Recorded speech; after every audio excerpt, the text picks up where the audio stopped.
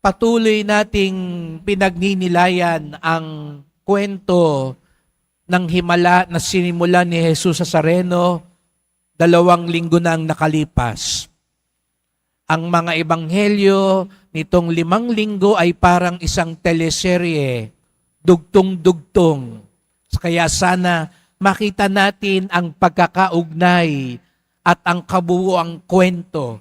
Kung maalala po ninyo, 2 linggo na ang nakalipas, pinakain, di po ba, ni Jesus Nazareno ang napakaraming tao sa pamamagitan lamang ng 5 tinapay at 2 isda.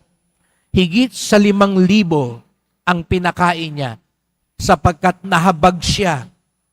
Ngunit ano raw po nangyari? Nang pinakain niya ang mga tao, sumobrang saya ng mga tao, gusto siyang gawing hari. Pero hindi yun ang pakay nung himala. Kaya umalis si Jesus Nazareno. Biruin niyo yun, noong una nahabag siya sa mga tao, pero nung ginagawa na siyang hari, hindi na natuwa si Jesus Nazareno. Kaya umalis siya. Anong ginawa ng mga tao? Hinabol siya. Naunahan pa siya. Naalala niyo na 1 linggo? Inunahan siya sa Capernaum. At anong ginawa ng mga tao? Patuloy nilang nilapitan si Jesus Nazareno. Pero anong sabi ni Jesus Nazareno? Alam ko kung bakit nandito kayo. Di ba yun ang pagninilay natin 1 linggo? Hindi naman ako ang hinahanap nyo eh. Yung tinapay. O baka sabihin ngayong linggong ito ni Jesus Nazareno, alam ko kung nandito kayo, bakit kayo nandito? Ako ba talaga hinahanap nyo? O yung tama sa lotong pinagdarasal mo? Ako ba talaga ang hinahanap mo? O yung bisang hinihiling mo? O yung trabahong dinadasal mo? O yung love life na matagal mo nang hinihiling sa akin? Ako ba talaga ang hinahanap nyo? O yung ibibigay ko sa inyo? May hugot si Jesus Nazareno. Ano ba talaga ang dahilan? Kaya nga patuloy na dinalisay. Hindi po masama yun mga kapatid. Hindi masamang humiling gumaling, magkasundo na sa pamilya, yumaman tayo, makapag-abroad tayo, pumasa tayo, maraming exam ngayong araw na ito. Pero sana hindi lang yan.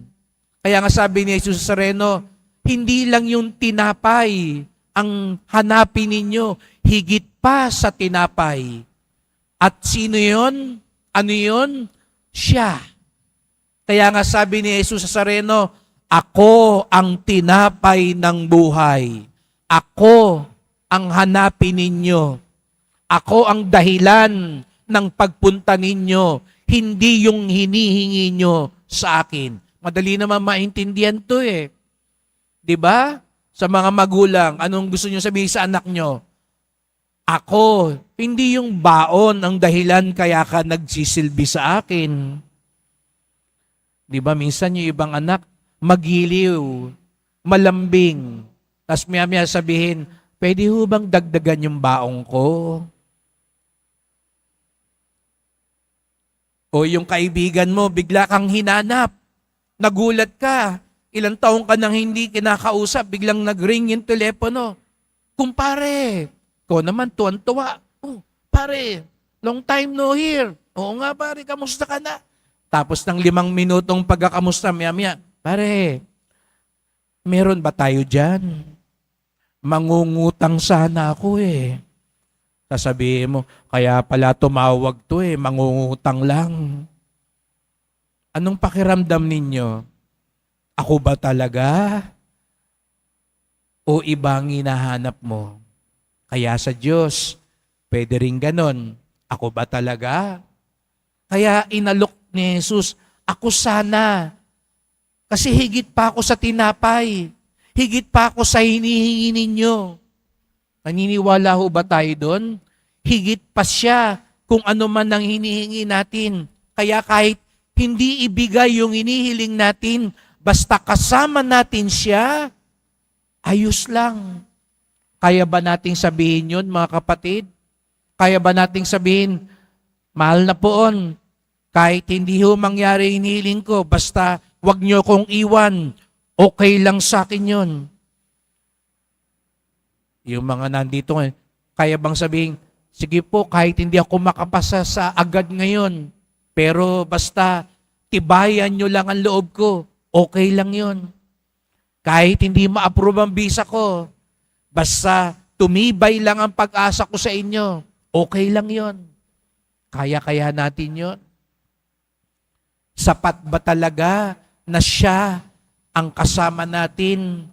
Siya ang matatanggap natin, hindi lang yung hinihiling natin sa Kanya? Ang nagsasabi, mahal na pong Jesus Nazareno, higit pa kayo sa sapat.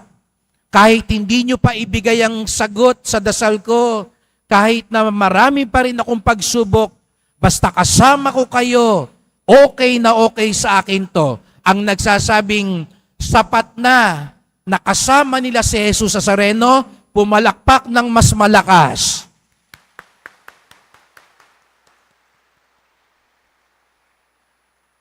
Sabi nyo yan, ha? Sapat na siya.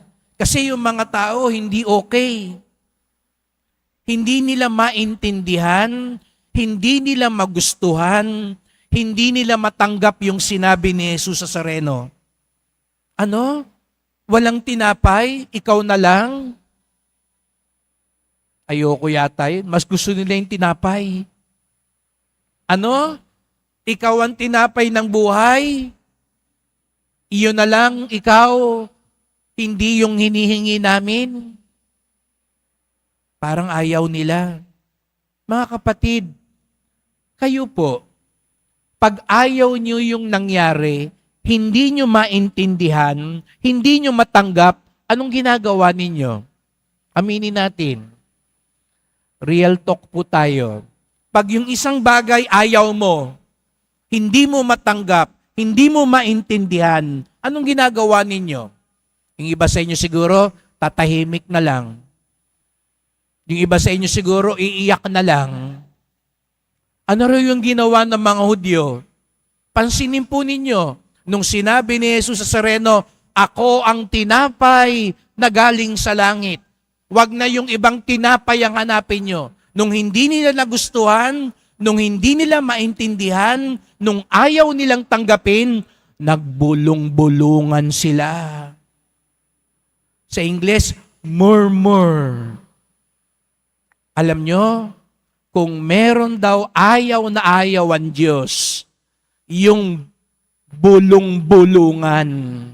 Pansinin nyo po kahit sa lumang tipan, nung kay Moises, nung sila'y naglalakbay, nung nagugutom yung mga Israelita, anong sabi sa Biblia? Nagbulong-bulungan. Ano ba naman tong Diyos na to? Pinalabas tayo sa Ehipsyo. Wala naman tayong makain dito.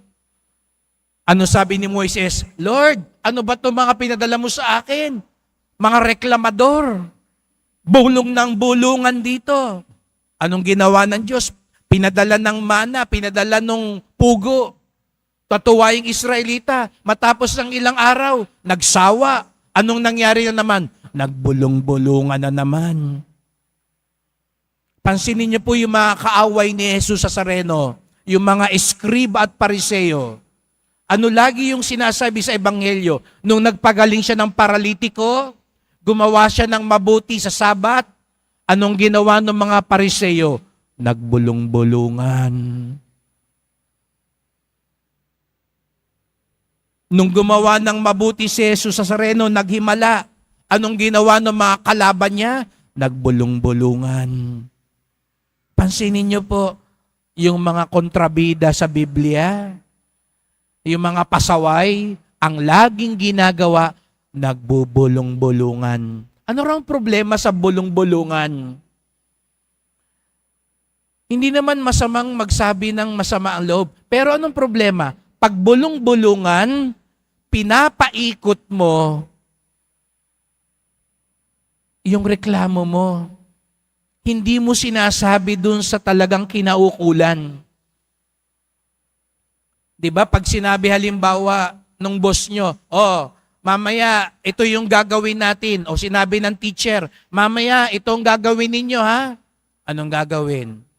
Kakalabitin mo yung katabi mo, bubulong ka, itong teacher na to, talagang pasakit sa buhay to. Pag yung presidente ninyo sa samahan, sabihin nyo, mula ngayon, ha, ganito na uniforme natin, ha.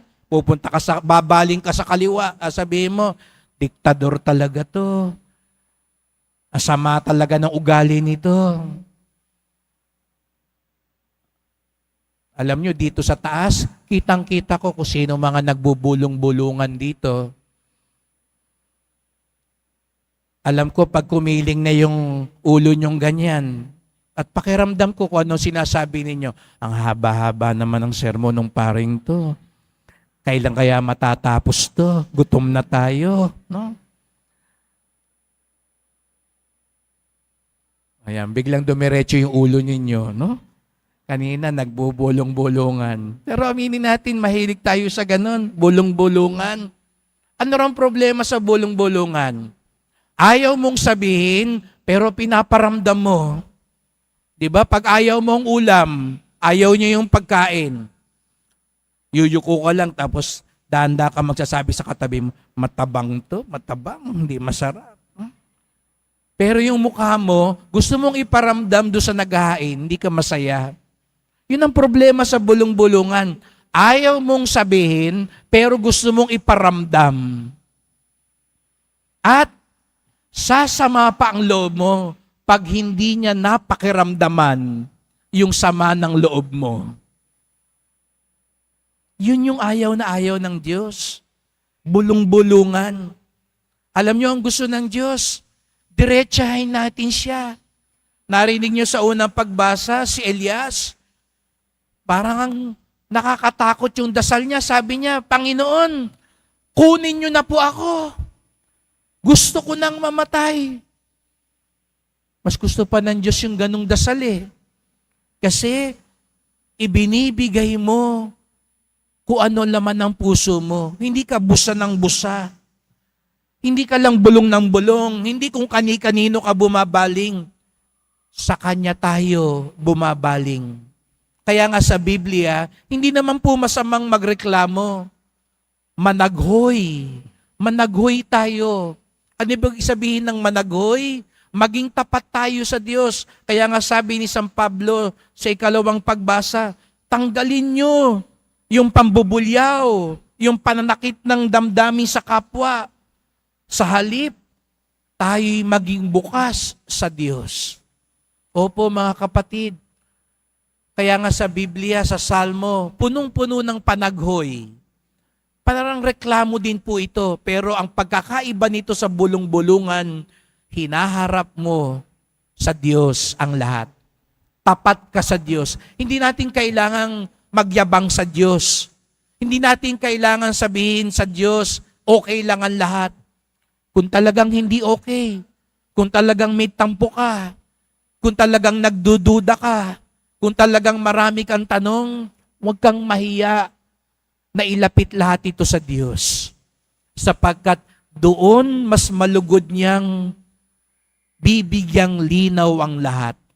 Opo mga kapatid, maraming bagay sa buhay minsan hindi natin maintindihan, hindi natin matanggap, hindi natin gusto. Pero wag tayong manghinawa, managhoy sa Diyos. Alam nyo, kaya po naniniwala ako ang Quiapo ay isang lugar na punong-puno ng himala dahil alam ko sa Quiapo, napakaraming taong nananaghoy sa Diyos. Maraming luha na kung pwede lang bumaha ang simbahang ito dahil sa mga luhang lumabas sa simbahang ito. Tiyak ko, aagusin tayong lahat. Kung susukatin lahat ng panaghoy at tikbi na ibinullas sa simbahang ito, natitiyak ko, hindi kakasya sa simbahang ito. Sapagkat hindi bulong-bulong ang nagahari sa atin. Ang tunay na deboto, hindi bulong-bulungan lang. Kaya tanggalin nyo na yung bulong-bulungan sa samahan nyo, sa pamilya ninyo, sa grupo ninyo. Walang mangyayari sa bulong-bulungan. Sa halip, sama-sama tayong managhoy, bumukas, magpakumbaba, at dumulog sa Kanya, sapagkat Siya ang nagbibigay ng buhay at lakas sa atin. Kaya't sa pagpapatuloy ng misang ito, magdasal po tayo. Mahal na pong Jesus Nazareno, narito na naman po kami sa aming paglalakbay sa buhay. Marami kaming hindi maintindihan. Marami kaming hindi gusto. Marami kaming ayaw tanggapin. Kaya nga po minsan, aaminin po namin, nagtatampo kami, nangihinawa kami, at minsan nga, nagbubulong-bulungan na lang kami. Sana po sa mga pagkakataong ito, sa halip na kami magalit, sumama ang loob at lumayo, lalo kaming lumapit sa inyo. Lalo kaming bumaling sa inyo at hindi kami mahihiyang managhoy, magtanong at aminin ang aming kahinaan. Sapagkat sa pagiging tapat namin sa iyo, lalo naming matatanggap ang iyong liwanag at lakas. At iyon ay sapat na para magpatuloy kami sa aming buhay, bagamat maraming pagsubok na hinaharap. Mahal na pong Jesus Nazareno, kawaan niyo po kami, basbasan niyo po kami. Amen. Amen.